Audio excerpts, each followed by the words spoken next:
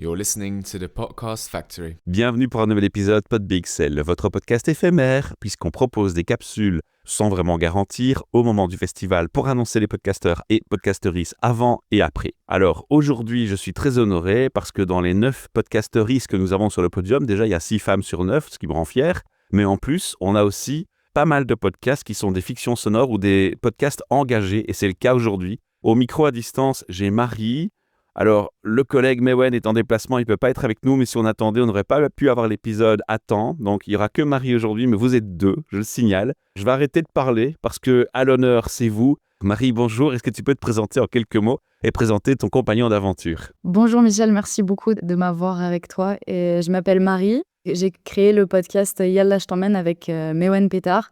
On est deux à l'avoir fait. Alors bien sûr, on a eu beaucoup de gens autour du podcast qui ont virevolté pour le faire exister. Est-ce qu'on peut quand même dire de quel secteur professionnel vous émergez chacun l'un et l'autre? Est-ce que vous êtes dans le journalisme ou pas du tout? Mewen est journaliste, oui. C'était un gros atout de l'avoir à mes côtés pour pouvoir produire tout ça. Moi, au départ, je ne suis pas journaliste, j'étais humanitaire. Je travaillais dans le secteur de l'humanitaire et de la coopération internationale. Et aujourd'hui, je me reconvertis pour devenir journaliste, mais c'est en chemin. Tu peux un peu raconter la genèse? Bon, tu en parles dans la présentation du podcast, tu mets quelques mots, mais j'aimerais aller plus en profondeur sur le constat qui fait que finalement, il y a un élément qui se déclenche dans la tête où on se dit « Non, ça, on ne peut pas laisser comme ça, il faut en parler ». L'élément déclencheur est le constat, et puis quelle est l'intention derrière la création de ce podcast? Il y avait l'urgence de parler de ce qui se passe ailleurs qu'à Gaza. C'est-à-dire qu'il y avait évidemment les horreurs qu'on connaît qui s'y passent, et évidemment, il faut continuer à en parler. Mais pour moi qui ai vécu, maintenant ça fait 3 ans en Cisjordanie, en Palestine, je trouvais ça trop dur de ne pas parler de ce qui se passait en Cisjordanie. C'était beaucoup moins couvert par les médias, parce qu'évidemment, tout le reste était éclipsé par Gaza. Et il faut évidemment parler de Gaza. Mais il y avait aussi tellement de choses qui se passaient en Cisjordanie que j'ai vraiment ressenti le besoin de combler ce vide de contenu sur la Cisjordanie, en tout cas dans le paysage médiatique francophone. Tu peux parler un peu de ce constat? Qu'est-ce que tu voulais un peu mettre en avant? On imagine bien, mais peut-être que c'est nécessaire pour certains d'avoir les mots qui sont posés. Les Palestiniens qui vivent ici, ils disent qu'il y a une autre guerre qui se passe ici en fait. C'est-à-dire que celle qui est à Gaza, elle est très très visible parce qu'il y a des bombes qui tombent tous les jours. Alors que ici, c'est une autre guerre qui a lieu, qui est un peu plus silencieuse. Il y en a des fois qui disent que c'est une autre guerre silencieuse. En réalité, elle fait aussi beaucoup de bruit parce qu'on parle de colons illégaux israéliens qui sont là et qui attaquent vraiment violemment. Là, il y a eu une destruction d'un village dans le sud de la Cisjordanie, là, il y a quelques jours. Et puis, il y a évidemment les soldats israéliens qui sont partout. Là, avec la situation actuelle, il y en a quelques milliers qui ont été mobilisés pour bloquer les routes, les accès aux villages, aux villes, etc. C'est un autre type de guerre qui se passe, mais qui est tout aussi violente et qui implique aussi une colonisation, dont il faut aussi parler parce que c'est très grave ce qui se passe. Ce podcast, il a démarré avant que la situation ne dégénère encore plus comme c'est le cas maintenant, avant la date du fameux 7. Nous, ce qu'on a voulu faire dans le podcast, c'était évidemment revenir sur la date du 7 octobre parce qu'elle est fatidique pour la région, pour le territoire. Mais ce qui se dégage dans tous les témoignages des Palestiniens et Palestiniennes, et encore aujourd'hui, c'est que ça n'a pas commencé le 7 octobre. C'est une situation qui s'est empirée depuis le 7 octobre 2023, mais c'était déjà grave avant, et c'est le cas aussi pour la Cisjordanie. Il y avait déjà des colons avant, il y avait déjà des soldats avant, il y avait déjà des checkpoints, c'est-à-dire des barrages militaires israéliens en Cisjordanie, qui est un territoire palestinien. Mais tout a empiré vraiment à partir du 7 octobre 2023 et encore aujourd'hui.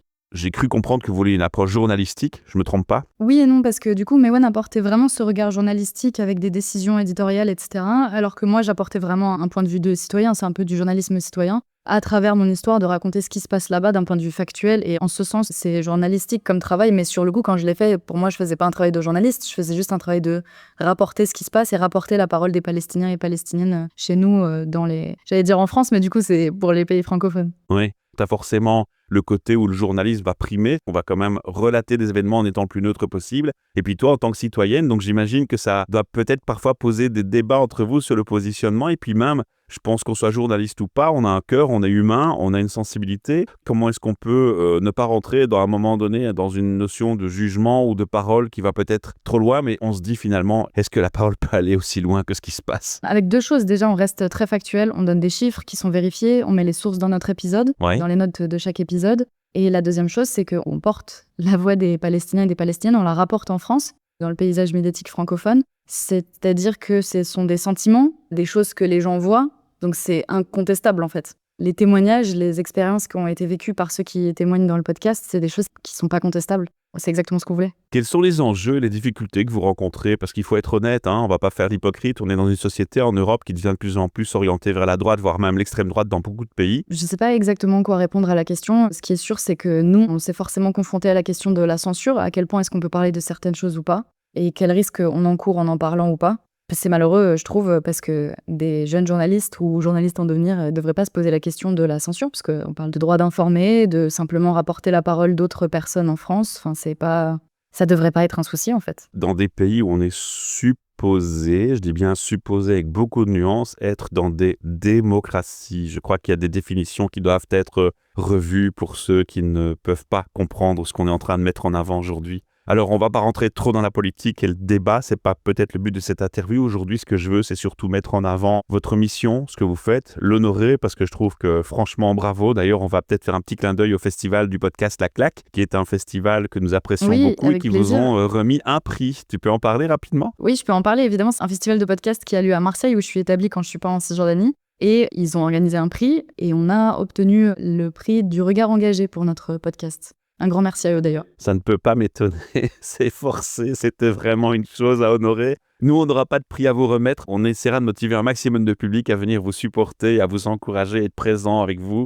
J'espère qu'un maximum d'oreilles seront tendues pour vous écouter. Et ça me mène à la question, est-ce que vous avez prévu quelque chose de particulier pour le festival? Vous avez prévu des interactions avec le public, un questionnement? Tu peux m'en parler un peu? Évidemment qu'on a prévu quelque chose d'interactif parce que le podcast, on l'a aussi construit comme ça, comme étant interactif. On pose des questions aux auditeurs et aux auditrices à l'intérieur du podcast. Et là, pour le coup, on va être confronté au public en live. Donc, évidemment qu'on a envie d'avoir de l'interaction pour de vrai cette fois-ci. On va évidemment passer des extraits du podcast, différents extraits. Et puis, on va aussi on va en discuter. Et on va laisser la porte ouverte le plus possible à des questions parce que je sais que ça pose beaucoup de questions de savoir que une étrangère vive en Palestine, c'est quoi l'expérience de vivre là-bas, en dehors ou dans les coulisses de la production du podcast Je sais bien que ça pose beaucoup de questions, donc le but, c'est d'y répondre un maximum. Et comme je me trouve en ce moment même en Palestine pour la saison 2 du podcast, l'idée, ce serait aussi évidemment de révéler une petite partie du travail qui a été faite ici pour en montrer un peu plus et donner envie d'écouter la suite.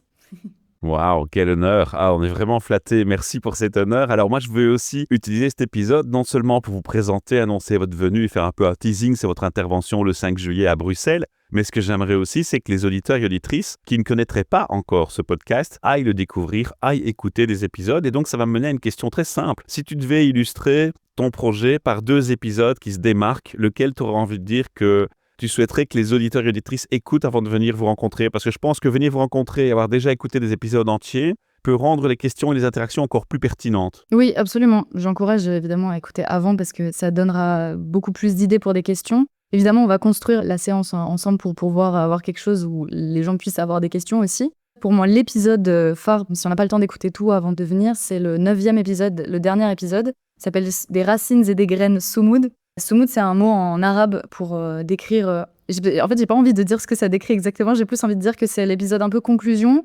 Et donc, on revient sur ce qui a été dit dans les autres épisodes pour résumer un petit peu tout ce qu'on a dit à travers le podcast sur la situation en Cisjordanie et ensuite répondre à la question qui, moi, m'a beaucoup taraudée à un moment donné de savoir, mais en fait, quand on est palestinien ou palestinienne et qu'on vit ici, comment est-ce qu'on fait pour tenir dans un contexte aussi compliqué et où la vie est rendue vraiment très compliquée à vivre? Et c'est à cette question que répond le dernier épisode. À mon sens, c'est celui-ci qu'il faut écouter. Et un deuxième, je dirais l'épisode... J'avoue, j'ai un faible pour le 7e épisode sur l'amour parce que c'est un thème universel. On l'a vraiment pensé comme ça, c'est-à-dire avoir un thème qui parle vraiment à tout le monde, mais de montrer que même le sujet de l'amour, il est aussi impacté par la question de l'occupation israélienne. Donc comment l'occupation israélienne interfère même dans l'intimité d'un couple ici en Cisjordanie. Maintenant qu'on a parlé des 2 épisodes qu'on recommande aux éditeurs et auditrices d'aller écouter, moi, une question qui m'interpelle, c'est qu'évidemment, la situation, tant qu'elle dure, je crois qu'il y aura du contenu à tout le temps dire sur cette situation. Comment tu vois le futur de ce podcast? Comment tu le vois évoluer? Comment tu vois les choses évoluer plus généralement aussi? Il y a 2 questions en une, c'est le podcast lui, puis la situation, comment est-ce qu'elle évolue finalement? Le podcast, comment il va évoluer, c'est que dans la première saison, on est seulement, entre guillemets, allé à Ramallah,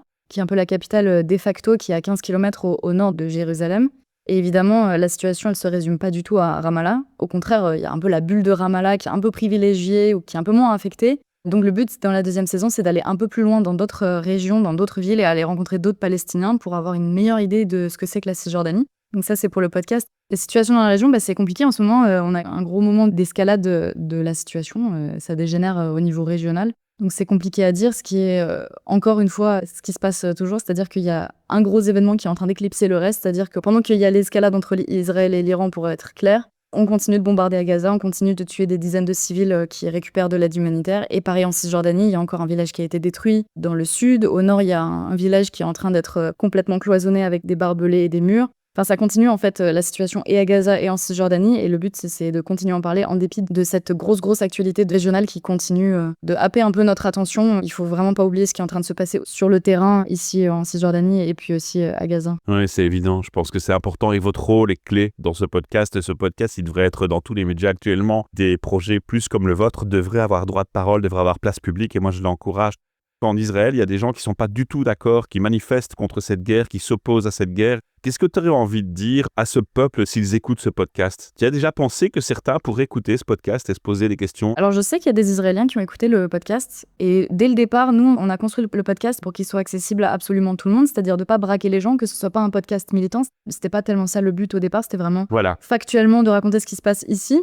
On avait un peu cet objectif implicite de se dire que s'il arrivait à atteindre des publics comme par exemple des Israéliens et des gens qui ont été socialisés dans les idéologies israéliennes, on va dire, très très globalement, et qu'il arrive quand même à toucher ou en tout cas interpeller ou en tout cas, je sais pas, faire réagir pour informer, on aurait déjà réussi quelque chose. Donc l'idée, c'était pas d'informer des gens qui savaient déjà, parce que ça n'a pas vraiment d'intérêt, que ça reste dans les cercles des gens qui sont déjà au courant de ce qui se passe. Le but, c'était que ça atteigne encore plus loin, et on a réussi puisqu'on a eu des témoignages de personnes israéliennes qui ont écouté le podcast et qui nous ont remerciés. C'est quoi le témoignage le plus fort? Tu veux dire, ben voilà, là il y a un feedback qu'un Israélien m'aurait donné qui m'a touché le plus. Là dernièrement, il y en a un qui m'a dit que évidemment ça l'a triggered en anglais, ça l'a beaucoup interpellé sur plein d'aspects en tant qu'Israélien, mais qu'il était quand même reconnaissant d'avoir écouté le podcast. C'est un peu cette ambivalence entre, d'un côté, je peux que me mettre à sa place, ça doit être étrange d'entendre parler de la situation là-bas par une étrangère en plus, qui décrit la situation là-bas, et en même temps, forcément, de remercier parce qu'on fait un travail que lui pourrait pas faire, par exemple, c'est-à-dire se déplacer ici en Cisjordanie pour pouvoir informer de ce qui se passe ici. Bah oui, c'est ça exactement, ouais, très clairement. On va arriver tout doucement à la fin de cette interview, on va tout dévoiler, on va laisser un maximum d'échanges pour le jour du festival, mais je voudrais vraiment que tu puisses avoir l'occasion de aussi passer des messages, toi, dans cette interview. Quel message tu aurais envie de passer aux auditeurs et auditrices qui nous écoutent en ce moment, ou pour ceux et celles qui viendront nous rejoindre le 5? La même chose que ce que je disais tout à l'heure, c'est-à-dire il faut pas perdre de vue les autres territoires quand l'actualité est éclipsée par des plus grandes choses, et je pense que, vu que ça je l'ai déjà dit, j'ajouterais aussi qu'il faut écouter ce qui nous tenait vraiment à cœur dans ce podcast.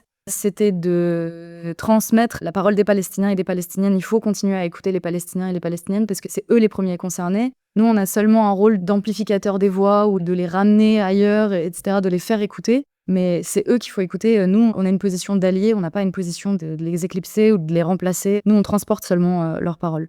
Et donc, il faut continuer à écouter les Palestiniens et les Palestiniennes et lire des livres palestiniens, d'auteurs palestiniens, regarder des films palestiniens, etc. Rester curieux et s'intéresser à leur culture est déjà un bel engagement, je pense. Exactement. Super.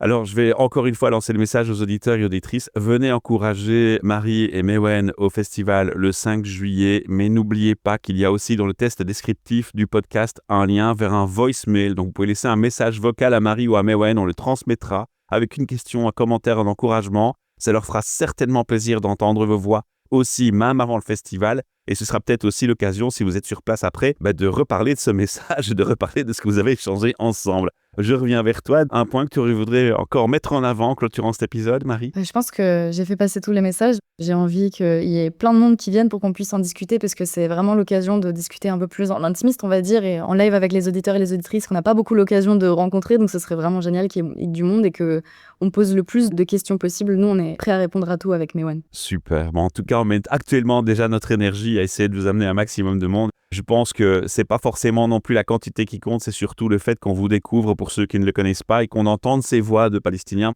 Les gens qui ont écouté m'ont donné tous des retours, mais qui donnent des frissons. Vraiment, je suis hyper fier de vous recevoir. Très contente d'avoir été invitée et merci à toi pour tout le travail que tu fais pour pouvoir organiser le festival et puis merci de nous avoir invités. Merci.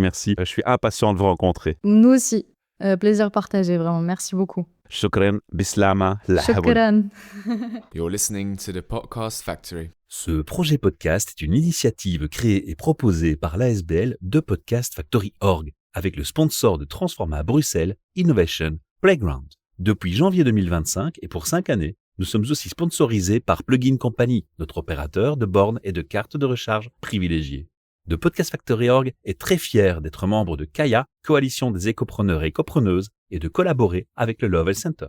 Vous retrouverez tous les épisodes de tous nos podcasts sur le site whatsyourstory.be.